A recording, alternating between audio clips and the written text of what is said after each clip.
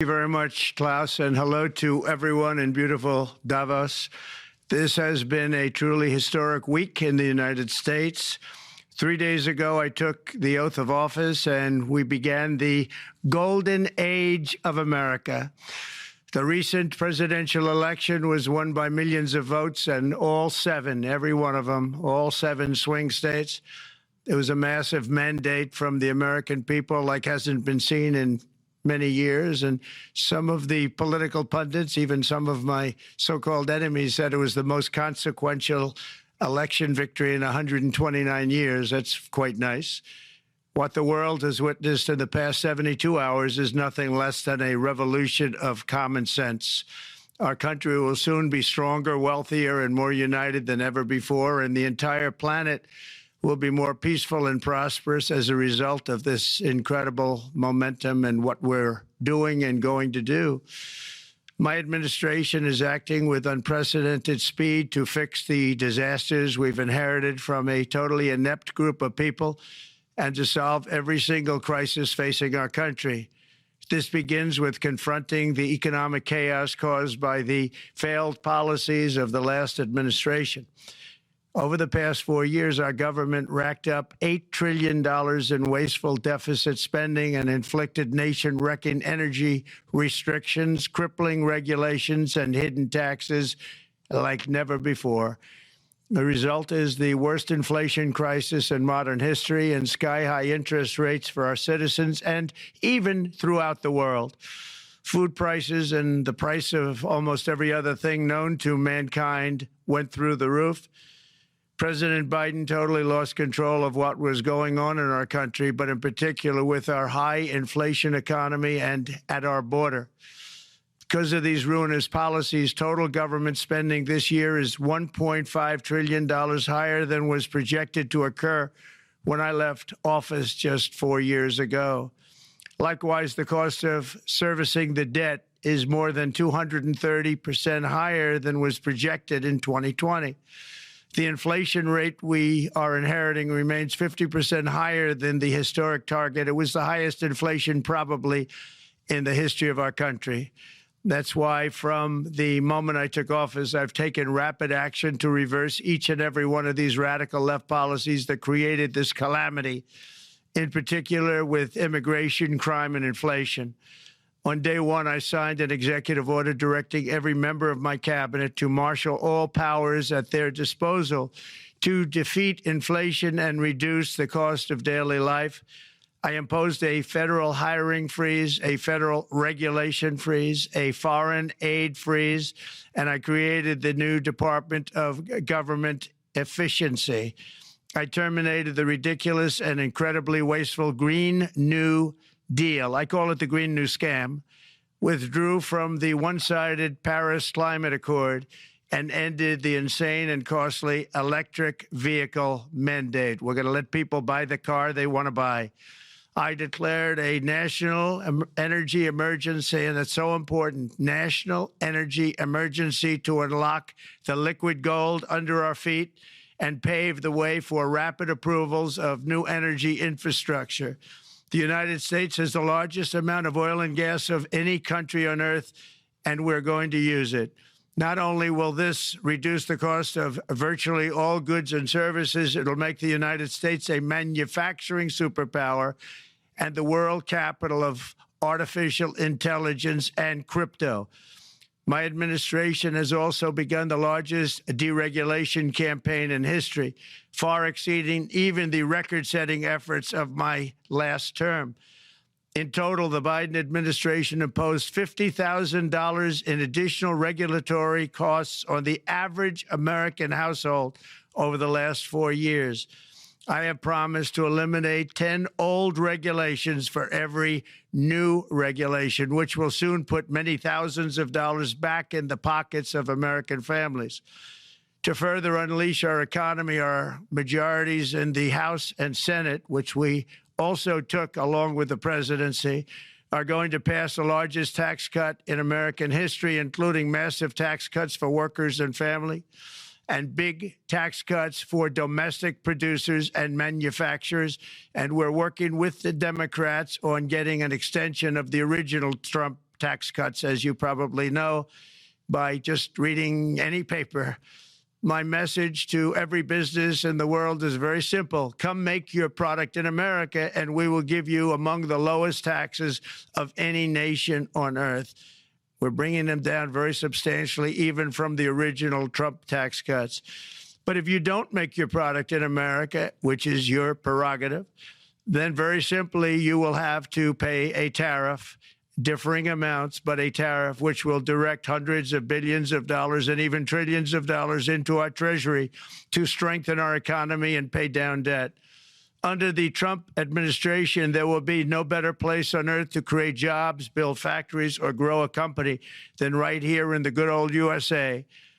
Already Americans' economic, you can see this, I think, maybe even in your wonderful, wonderful room that you're all gathered together, so many of my friends, but Americans, the economic confidence is soaring like we haven't seen in many, many decades, maybe not at all. Upon my election, it was just announced that small business optimism skyrocketed by 41 points in a single month. That's the highest ever. There's never been anything like that.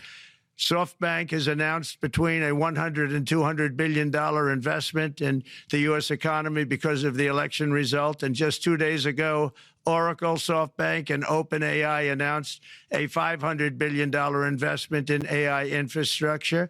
Other companies likewise have announced billions and billions and billions, adding up to trillions of investment in America, in the United States. And it's also reported today in the papers that Saudi Arabia will be investing at least $600 billion in America. But I'll be asking the Crown Prince, who's a fantastic guy, to round it out to around $1 trillion. I think they'll do that because we've been very good to them. And I'm also going to ask Saudi Arabia and OPEC to bring down the cost of oil. You got to bring it down, which, frankly, I'm surprised they didn't do before the election. That didn't show a lot of love by them not doing it. I was a little surprised by that. If the price came down, the Russia-Ukraine war would end immediately.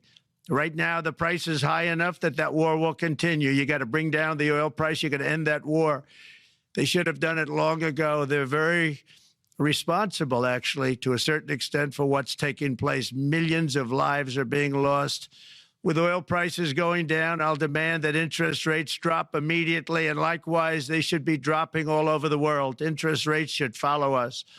All over, the progress that you're seeing is happening because of our historic victory in a recent presidential election, one that has become quite well known throughout the world. I think a lot of things are happening to a lot of countries. They say that there's light shining all over the world since the election, and even countries that we aren't particularly friendly with are happy because they understand what there is a future and how great the future will be. Under our leadership, America is back and open for business. And this week, I'm also taking swift action to stop the invasion at our southern border. They allowed people to come in at levels that nobody's ever seen before. It was ridiculous. I decided and declared to do, and very, very importantly, a national emergency on our border, immediately halted all entry of illegal border crossers, of which there were many, and began promptly returning the illegal trespassers back to the place from which they came. That action, as you've probably seen, has already started very strongly. I've deployed active duty U.S. military and National Guard troops to the border to assist in repelling the invasion. It was really an invasion. We will not allow our territory to be violated. After 4 long years, the United States is strong and sovereign and a beautiful nation once again. It's a strong, sovereign nation. In addition, I'm pleased to report that America is also a free nation once again. On day one, I signed an executive order to stop all government censorship. No longer will our government label the speech of our own citizens as misinformation or disinformation, which are the favorite words of censors and those who wish to stop the free exchange of ideas and, frankly, progress. We have saved free speech in America, and we've saved it strongly.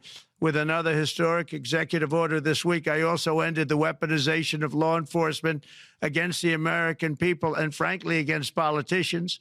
and restored the fair, equal, and impartial rule of law. My administration has taken action to abolish all discriminatory diversity, equity, and inclusion nonsense. And these are policies that were absolute nonsense throughout the government and the private sector. With the recent yet somewhat unexpected great Supreme Court decision just made, America will once again become a merit-based country. You have to hear that word, merit-based country. And I've made it official, an official policy of the United States, that there are only two genders, male and female. And we will have no men participating in women's sports, and transgender operations, which became the rage, will occur very rarely. Finally, as we restore common sense in America, we're moving quickly to bring back strength and peace and stability abroad. I'm also going to ask all NATO nations to increase defense spending to 5% of GDP, which is what it should have been years ago. It was only at 2%, and most nations didn't pay until I came along. I insisted that they pay, and they did, because the United States was really paying the difference at that time, and it was unfair to the United States. But many, many things have been unfair for many years to the United States. Before even taking office, my team negotiated a ceasefire agreement in the Middle East, which wouldn't have happened without us, as I think most of the people in the room know. Earlier this week, the hostages began to return to their families. They are returning, and it's a beautiful sight, and they'll be coming in more and more. They started coming back on Sunday. Our efforts to secure a peace settlement between Russia and Ukraine are now hopefully underway. It's so important to get that done. That is an absolute killing field. Millions of soldiers are being killed. Nobody's seen anything like it since World War II. They're laying dead all over the flat fields. It's a flat field farmland. And there's millions of Russians and millions of Ukrainians. Nobody's seen anything like it since World War II. It's time to end it. And here in America, we have big events coming up. Next year, we have the 250th anniversary of America's founding. I'm so honored to be president during that. That's been a big event. They've been talking about it for 10 years. We also have the World Cup. And I understand Gianni's in the room. Infantino, he was very instrumental in helping us get it. He's there with you someplace, I think, and I want to thank him for that. And then we have the Olympics coming up, which I was instrumental in getting also in my first term. And who would have known that by skipping a term, I would get the Olympics? I was upset. I said, you know, I got the Olympics to come and I won't be president. But it turned out through a stroke of luck, or whatever you might call it, that I'm going to be president during the World Cup and the Olympics and the 250th anniversary. So that's going to be three big events. And we've accomplished more in less than 4 days. We have really been working 4 days than other administrations have accomplished in 4 years. And we're just getting started. It's really an amazing thing to see. And the spirit and the light over our country has been incredible. Under the last administration, our nation has suffered greatly, but we're going to bring it back and make it greater, bigger, stronger, better than ever before. I want to thank everybody for being with you. I would have been there myself, except the inauguration was 2 days ago. I thought it might be a little bit quick to make it the first stop, but we'll get there one day. We hope to get there. But I do appreciate, I heard the audience is fantastic, and many of my friends are in the audience, and I will be taking questions now from some very distinguished people. Thank you all very much.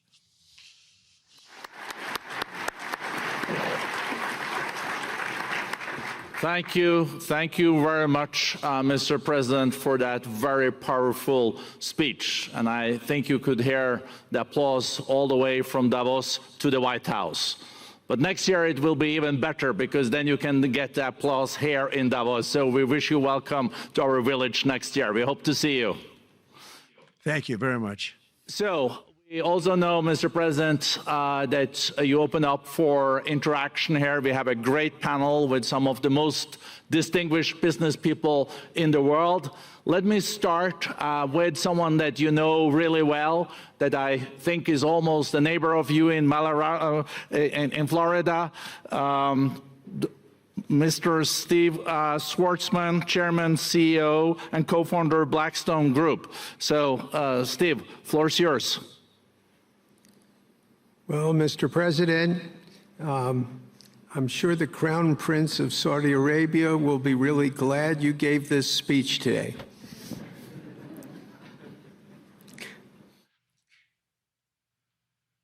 You've had the busiest 4 days that anybody can imagine, and congratulations for that. My question is about some of the things I've observed here at Davos. It's a terrific forum. I've met lots of people, as usual. I think I've been here 30 years. And a lot of the European business people have expressed enormous frustration with the regulatory regime in the EU, and they attribute slower growth rates here because of numerous factors, but especially because of regulations. And you've taken a completely different approach in this area. And if you could explain the theory of what you're doing, how you're going to do it, and what you expect the outcome to be, I'd appreciate it. Well, thank you very much, and congratulations, Steve. You're a friend of mine, but on a great career. You have had an amazing career, and it continues. I just want to congratulate you. Very inspirational to a lot of people. I want to talk about the EU, because you mentioned specifically that I've also had a lot of friends and leaders of countries. I've gotten to know them all my first term and a little bit during this period of 4 years, and know them well, like them a lot, but they're very frustrated because of the time everything seems to take to get approved, environmental impact statements for things that you shouldn't even have to do that, and many, many other ways that it takes. And I'm going to give you a quick little example. In the private life, my beautiful private life, before I had all these things happening, the world is a little different. I had a nice, simple life. You knew that.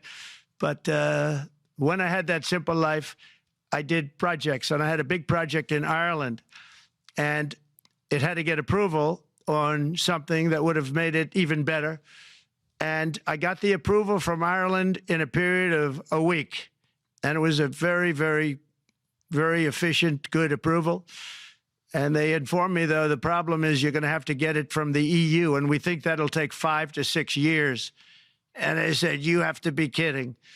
And this was before politics. And I said, wait a minute, it's not that important. I don't want to go 5 or 6 years, but it would have been a big investment. It would have been nice, and it would have been good for the project. And I sent the people to the EU to see if they could speed it up, and basically it was a 5 or 6 year wait just to get a simple approval that Ireland gave me in a period of literally not much more than a week.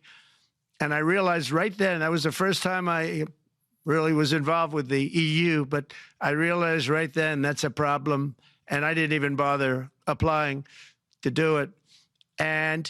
Or if I did, I pulled it very quickly. I have to be very accurate because I don't want to be criticized. He did apply, actually. No, I want to be very accurate. So I don't think I did, but if I did, I pulled it very quickly. It was just something you couldn't wait 5 years or 6 years to get an approval. So a lot of, in a very big business sense, a lot of people are claiming that's the problem. From the standpoint of America, the EU treats us very, very unfairly, very badly. They have a large tax that we know about, and a VAT tax, and it's a very substantial one. They don't take essentially don't take our farm products, and they don't take our cars, yet they send cars to us by the millions. They put tariffs on things that we want to do. Like, for instance, I think they actually, in terms of these are non-economic or non-monetary tariffs, and those are very bad, and they make it very difficult to bring products into Europe, and yet they expect to be selling, and they do sell their products in the United States. So we have, hundreds of billions of dollars of deficits with the EU. and nobody's happy with it, and we're going to do something about it, but nobody's happy with it. So I think the EU has to speed up their process. Friends of mine that are in some of the nations within the EU, great people, they want to be able to compete better, and you can't compete when you can't go through the approval process fast. There's no reason why it can't go faster. So, you know, I'm trying to be constructive because I love Europe. I love the countries of Europe, but the process is a very cumbersome one. And they do treat the United States of America very, very unfairly with the VAT taxes and all of the other taxes they impose. One other, just to finish up, I got a call from the head of a major airline, one of the biggest airlines in the world, and he said, "Sir, could you help us? What? Landing in Europe is brutal.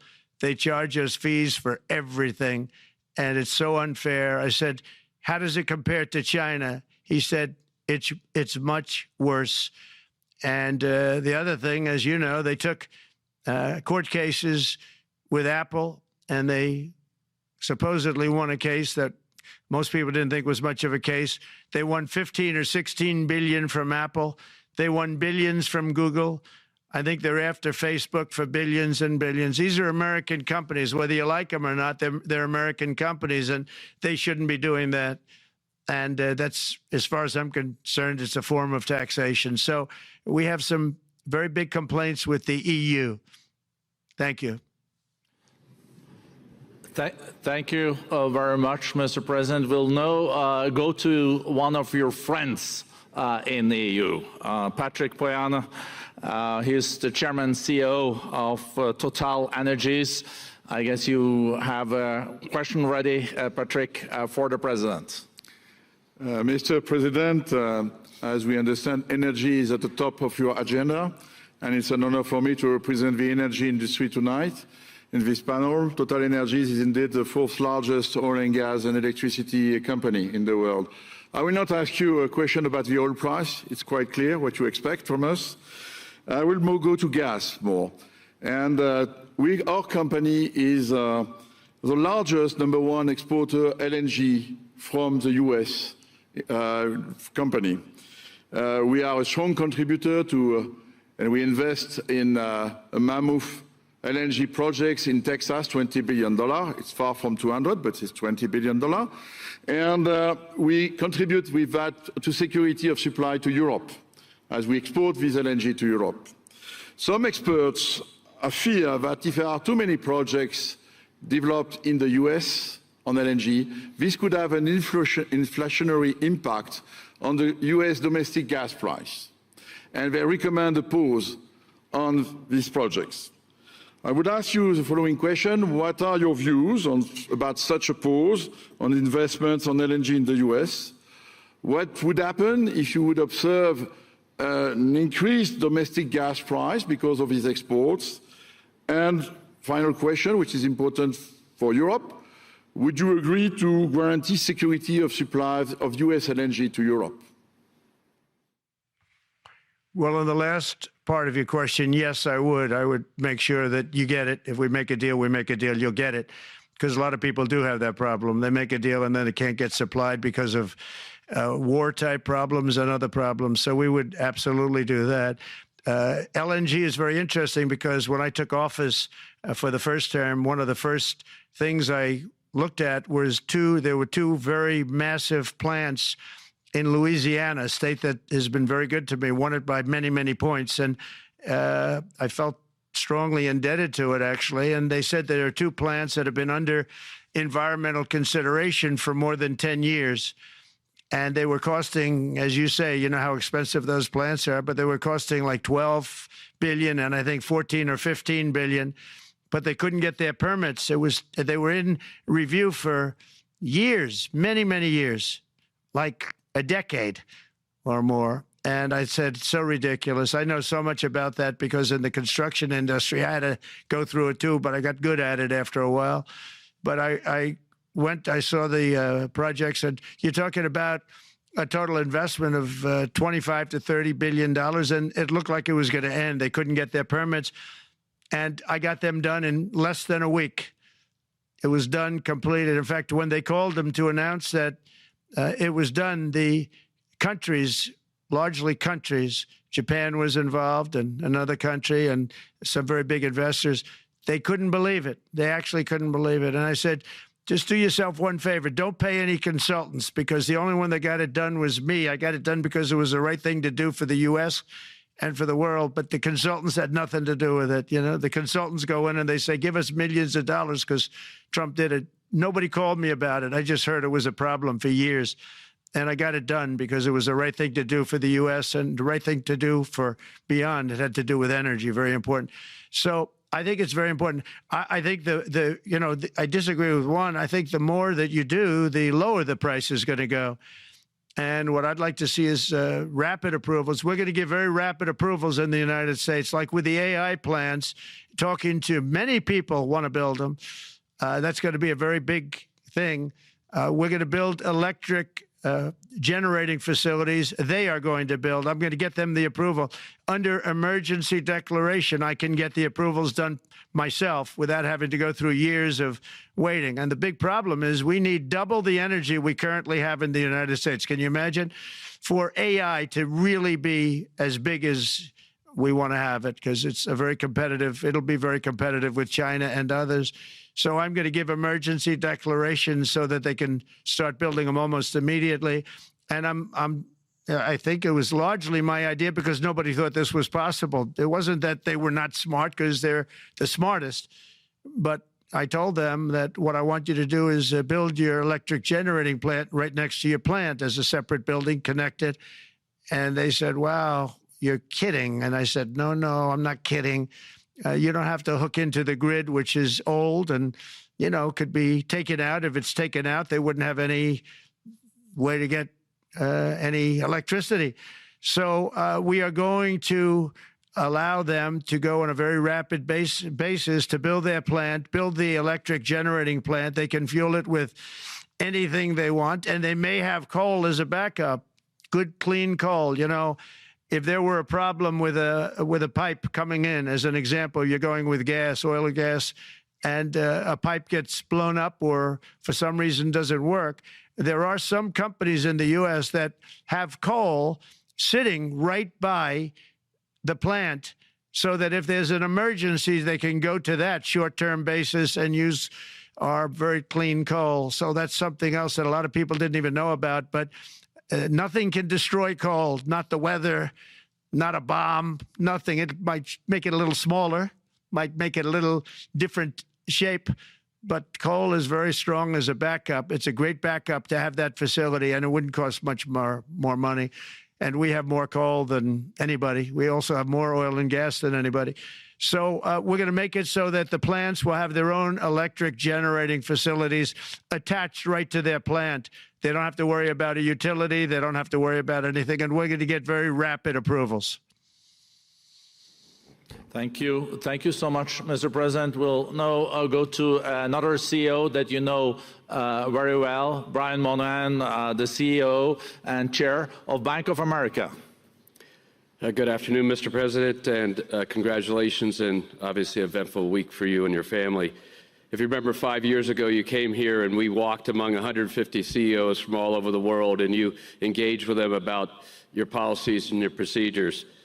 This year, you're not here, and yet this week was eventful from the orders that you mentioned earlier, literally a wave of orders coming out on immigration, on trade, and many other matters.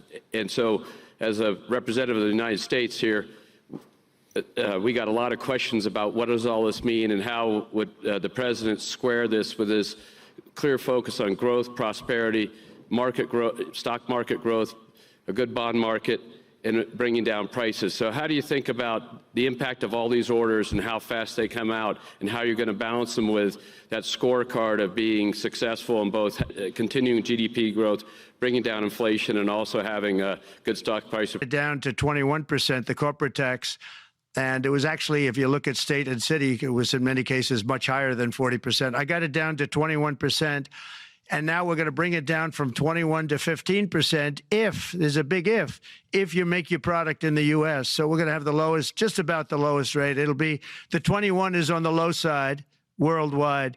The the 15 is about as low as it gets, and by far the lowest of a large country, a large, rich, powerful country, by far, not even a contest. So we're going to bring it down to 15% if you make your product in the USA. So that's going to create a tremendous buzz. We're also probably going back to the 1-year deduction where we deduct, we did that originally, and that was amazing what the impact that had, the 1-year deduction, which built up over a period of time, and then it expires. But we're going to go back to that when we do the renewal of the Trump tax plan. We have to get Democrats to approve it. But, if the Democrats didn't approve it, I don't know how they can survive with about a 45% tax increase, because that's what it would be. And so I think they're going to be. We've been working along with them pretty well. I think it's very hard for a political group to say, let's charge people 45% more. So I think we're in good shape. But we're actually doing a reduction for business and small businesses where you're going to bring it down to 15%, which is really something. And by the way, speaking of you, and you've done a fantastic job, but I hope you start opening your bank to conservatives, because many conservatives complain that the banks are not allowing them to do business within the bank, and that included a place called Bank of America. They don't take conservative business. And I don't know if the regulators mandated that because of Biden or what, but you and Jamie and everybody, I hope you're going to open your banks to conservatives, because what you're doing is wrong. Mr. President, I'll say that your friend Gianni said hello, told me to tell you hello, and we look forward to sponsoring the World Cup when it comes, both this summer for the club and next year. So thank you for getting that for the United States. Thank you very much, Brian. Thank you, Mr. President. We'll now go to Anna Butin. She's the executive chairman of Banco Santander, one of the big European banks, and also in the U.S. So, Anna. Mr. President, congratulations on a historic victory. I believe you don't know me as well as my fellow panelists, so a few words. Santander is one of the largest banks in the world by number of customers, 170 million. That's more than my friend Brian or my friend Jamie have. And those... They fixed the regulation. That's coming, that's coming. That was cheeky. We're a big investor in the United States. We have many million customers, 12,000 employees. We're one of the largest auto lenders. And we recently launched a fully digital bank called Open Bank. We strongly believe banks have a pivotal role in the economy, and we can accelerate growth and help many more customers. That's what we're doing in the United States. So, as Brian pointed out, we very much welcome your focus on deregulation and reducing bureaucracy. So my question is, what are your priorities in this regard, and how fast is this going to happen? Thank you very much. I think it's going to, thank you and congratulations. I know very much about your bank, and you've done a fantastic job. Congratulations. We are going to move very quickly. We've moved very quickly. We've done things in the last 3 days that nobody thought were possible to do in years. And it's all taking effect. It's going to have a huge impact on the economy, a huge positive impact. Money was being wasted on crazy things. I mean, the Green New Deal was such a total disgrace, how that was perpetrated. And it was conceived of by people that were average students, less than average students, I might add, and never even took a course in energy or the environment. It was just a game. Remember, the world was going to end in 12 years? Remember that? Well, the 12 years has come and gone. It was going to end. It was going to all foam into earth. But, the time has come. These people, and they really scared the Democrats large. I can't say the Republicans. The Republicans maybe could have fought harder to stop it, but it's been a tremendous waste of money. During my 4 years, we had the cleanest air, we had the cleanest water, and yet we had the most productive economy in the history of our country. We had the most productive economy. Until COVID came, we had the most productive in the history of our country by far. And actually, you can look worldwide. We were beating everybody from China to everybody else. So, and we think we really now, with what we have learned and all of the other things that have taken place, we think we can even far surpass that, actually far, far surpass it. But we do, one thing we're going to be demanding is we're going to be demanding respect from other nations. Canada, we have a tremendous deficit with Canada. We're not going to have that anymore. We can't do it. I don't know if it's good for them. As you probably know, I say you can always become a state. And if you're a state, we won't have a deficit. We won't have to tariff you, et cetera, et cetera. But Canada has been very tough to deal with over the years. And it's not fair that we should have a $200 billion or $250 billion deficit. We don't need them to make our cars, and they make a lot of them. We don't need their lumber because we have our own forests, et cetera, et cetera. We don't need their oil and gas. We have more than anybody. So, just as an example, with Mexico, we're dealing with Mexico, I think, very well. And we're just, we just want to be treated fairly with other nations, because there's hardly a nation in the world, and I blame this on us, and I blame it on politicians that, for some reason, mostly it's stupidity, but you could also say other reasons, but mostly stupidity. They've allowed other nations to take advantage of the U.S., and we can't allow that to happen anymore. We have debt. It's a very small debt when you compare it to the value of the assets that we have, but we don't want to do that. We want to just have debt be obliterated, and we'll be able to do that fairly rapidly. And a lot of good things are going to happen. And honestly, good things are going to happen for the world, and good things are going to happen for the people that are dealing with us, allies and beyond allies. One thing very important, I really would like to be able to meet with President Putin soon and get that war ended. And that's not from the standpoint of economy or anything else. It's from the standpoint of millions of lives are being wasted. Beautiful young people are being shot in the battlefield. The bullet, very flat land, as I said, and the bullet goes, there's no hiding. And a bullet, the only thing going to stop the bullet is a human body. And you have to see, I've seen pictures of what's taken place. It's a carnage, and we really have to stop that war. That war is horrible. And I'm not talking economy. I'm not talking economics. I'm not talking about natural resource. I'm just talking about there's so many young people being killed in this war, and that's not including the people that have been killed as the cities are being, knocked down building by building. So we really should get that stopped. Likewise, in the Middle East, I think we've made a lot of progress in the Middle East, and I think that's gonna come along pretty well. Thank you. Thank you, Mr. President. So we know that the most consequential relationship in the world is between the U.S. and China. U.S. 28% of the global economy, China close to 20. That's almost half of the global GDP. And we know that you called President Xi Jinping last Friday. We heard that you had a good discussion. How do you see the relationship between the U.S. and China in the next 4 years under your leadership? He called me, but I see it very good. I think that we're going to have a very good relationship. All we want is fairness. We just want a level playing field. We don't want to take advantage. We've been having massive deficits with China. Biden allowed it to get out of hand. He's $1.1 trillion deficit. It's ridiculous. And it's just an unfair relationship. And we have to make it just fair. We don't have to make it phenomenal. We have to make it a fair relationship. Right now, it's not a fair relationship. The deficit is massive, as it is with other countries, a lot of Asian countries, actually. But we have deficits that are very big, and we can't keep doing that. So we're not going to keep doing that. But I like President Xi very much. I've always liked him. We always had a very good relationship. It was very strained with COVID coming out of Wuhan. Obviously, that strained it. I'm sure it strained it with a lot of people, but that strained our relationship.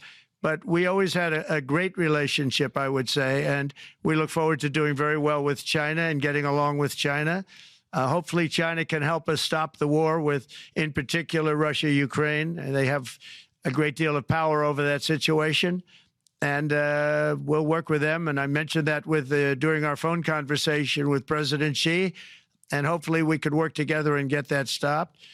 We'd like to see denuclearization. In fact, with President Putin, prior to an election result, which was frankly ridiculous, we were talking about denuclearization of our two countries, and China would have come along. China has a much smaller right now nuclear armament than us, or field than us, but they're going to be catching it at some point over the next 4 or 5 years.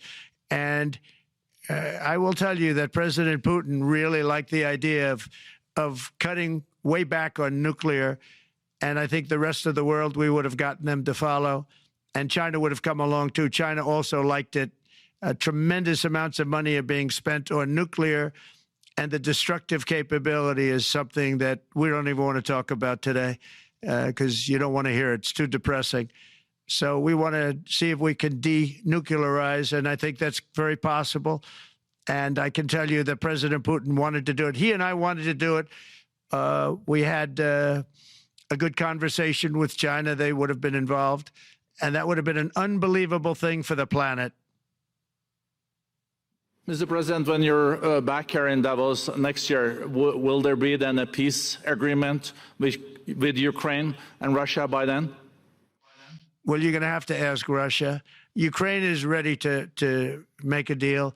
Just so you understand, this is a war that should have never started. If I were president, it would never have started. This is a war that should have never, ever been started. And it wasn't started during there was never even talk about it. I knew that it was the apple of President Putin's eye, but I also knew that there was no way he was going in, and he wasn't going to go in. And then when I was out, bad things happened, bad things were said, a lot of stupidity all around, and you end up with what you have. Now you have all these bombed out cities. They look like demolition sites with many people killed. I think the thing that you'll see about Ukraine is that far more people have died than is being reported.